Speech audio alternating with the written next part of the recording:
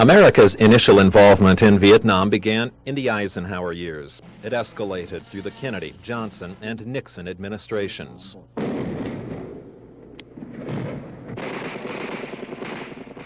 At some point during the mid to late 60s, many people became disillusioned with the war and America's part in it. Protest demonstrations became commonplace on college campuses. Then came Kent State.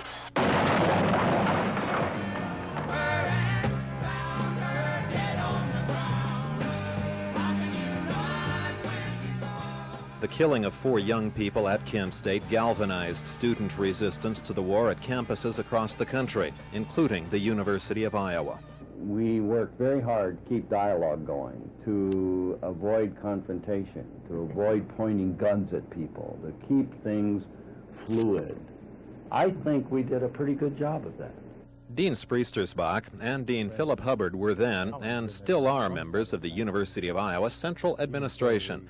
They were part of the team that was responsible for a remarkable decision made during that spring of 1970, a decision that gave U of I students the option to leave school and get full credit for their courses with the grade they had at that time. The dilemma arose from our concern for health and safety, and that's why we said, if each person will have to decide for himself or herself.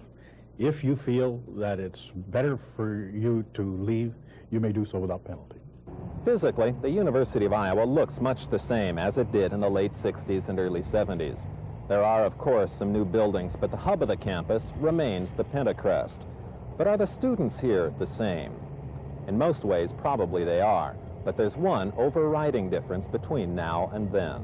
The draft. They saw themselves being going off to war. People will take more extreme action if they feel that their very lives are at stake than they will, many people will, if they simply want to express a principle. There are still principles that cause students to protest. But because there's no draft, today's students aren't apt to react like those of 15 years ago, when nighttime rallies would attract thousands, and breaking out the windows of Main Street businesses like Iowa Book and Supply was commonplace. The only thing that the students would respond to would be if they were denied what they were here to get, which would be a degree. And the only people that can threaten that were the administration. And they chose not to do that. It was a troubling time. We were faced with a whole host of dilemmas. There was no norm to go to. There was no institutional experience here or elsewhere that helped you very much. That same frustration was voiced by lawmen who tried to control the demonstrations.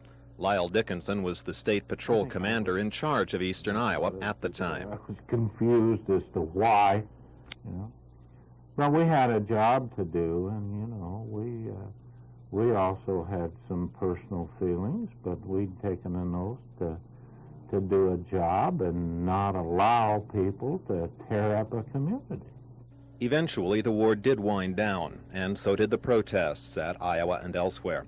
But while America's involvement was ending, a tragedy was just beginning for the people of South Vietnam.